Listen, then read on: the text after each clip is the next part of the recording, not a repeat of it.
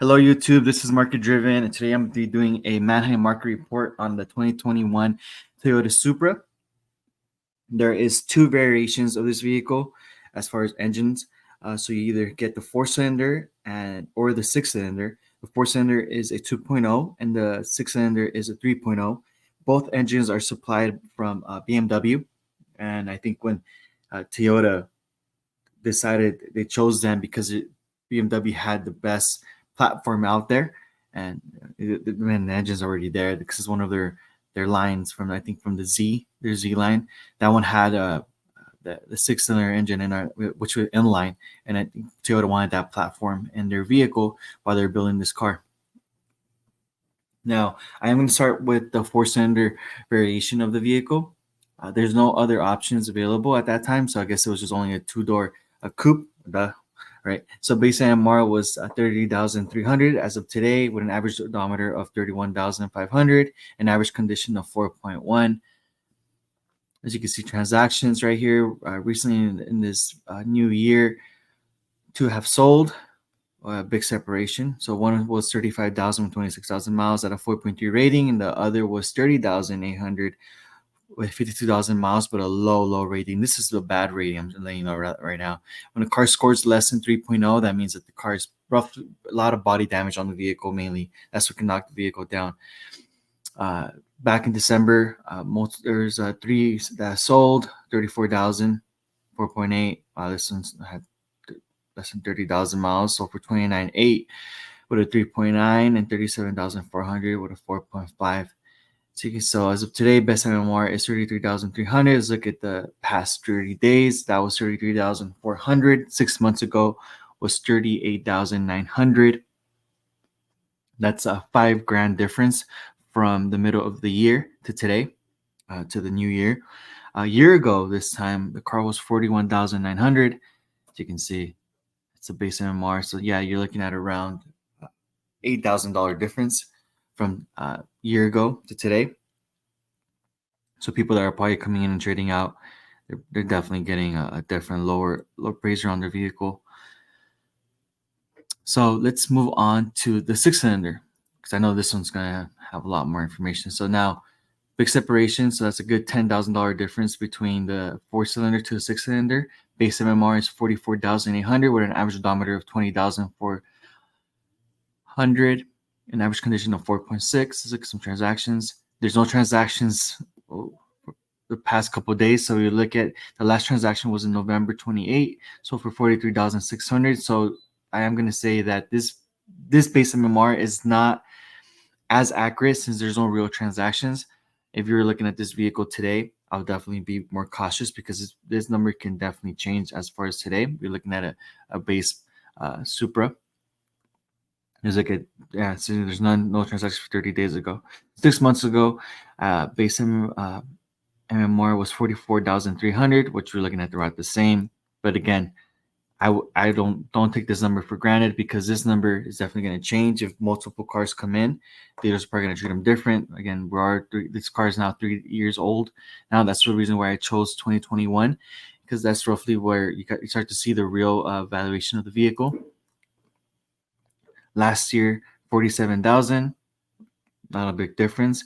I think we should probably revisit this vehicle in the next 30 to 60 days to see if this vehicle has changed, and base MMR has definitely has done up or down. Let's look at the premium version of this vehicle. So 42,800. Wow, a lot more transactions, as we can tell. So 43,250 with 19,000 miles, 4.5, 2.6. Wow, that's a big discount right there.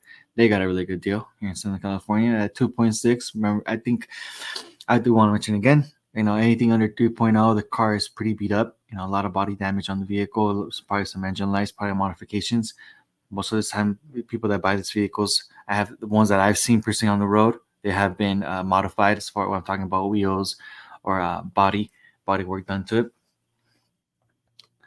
it. 44,000, 34,000, 41. Wow, they're all over the place. So it's just give you an idea. Look, and so let's just go back. From January 8, one sold for 49,000 with 18,000 miles, scored 4.4 in Phoenix, not that far from here, California. 2 days later, One sold for 47,750 for 33,000 miles for 4.8 here in California, which is interesting, right? I mean, look at that. That's an $8,000 difference. Like, and yet, you know, well, $7,000 difference, right? But what's the difference? Vehicles probably close to condition the same. Yes, mileage is a lot less on that, but for $7,000, when you're gonna go and list this vehicle, I think you can probably do the calculation that the 15,000 miles more is not worth $7,000, right? I probably worth $2,000 more probably, but as far as $7,000, it's probably something on this vehicle on that, and plus this one had a higher rating too, so this car is close to clean. Look at 30 days ago. So as far as today, see that I do believe on this MMR because there's real transactions to be able to prove it compared to the other one. So 42,800. 30 days ago it was 43,000. It's only dropped $200 based on the average. 6 months ago it was 50,000, which is a 7 to 8 grand difference as far as today's market. But a year ago it was 48,000. So as you can see, from the beginning of the year, it started at 48,000. In the middle of the year, there was probably some appreciation on the vehicle, so the car went up $2,000 as far as transactions wise. People probably started seeing that this vehicle worth a lot more. But in the past 6 months, that's where you're seeing the most appreciation.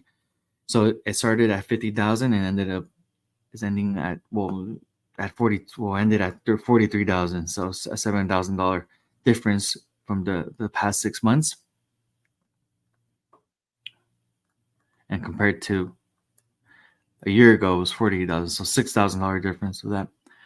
Let's see the performance, which in the A91 edition. Wow, base MMR is 49,000, average odometer of 28,600 with an average condition of 4.6. Here's a real transaction, 39,000 miles. Now, when this car wasn't great, it's probably because it was sold during a different platform, but through the Manheim system, Paso, and Manheim recorded it in their system. Beginning of the year, there was two that sold with a $4,000 difference of it, one with 13,000 miles and one with 25,000 miles. So you see a 12,000 mile more. Oh, sorry. 12,000 miles more.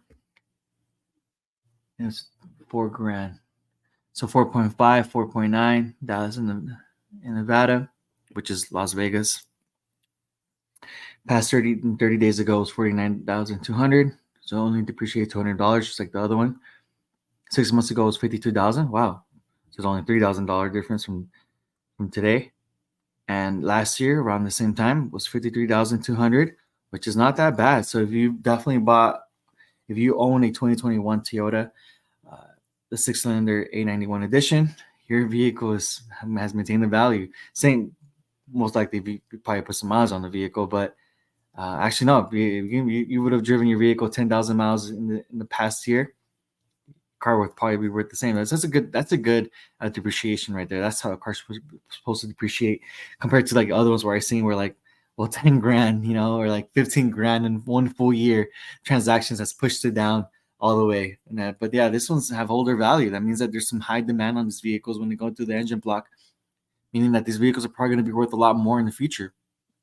Especially being a Toyota brand and the name, the holy grail of a Supra, right? Well, thank you so much for watching this video. Please like and subscribe. If you have any other vehicle that you'd like me to do, please put it down in the comments. Thank you so much for watching.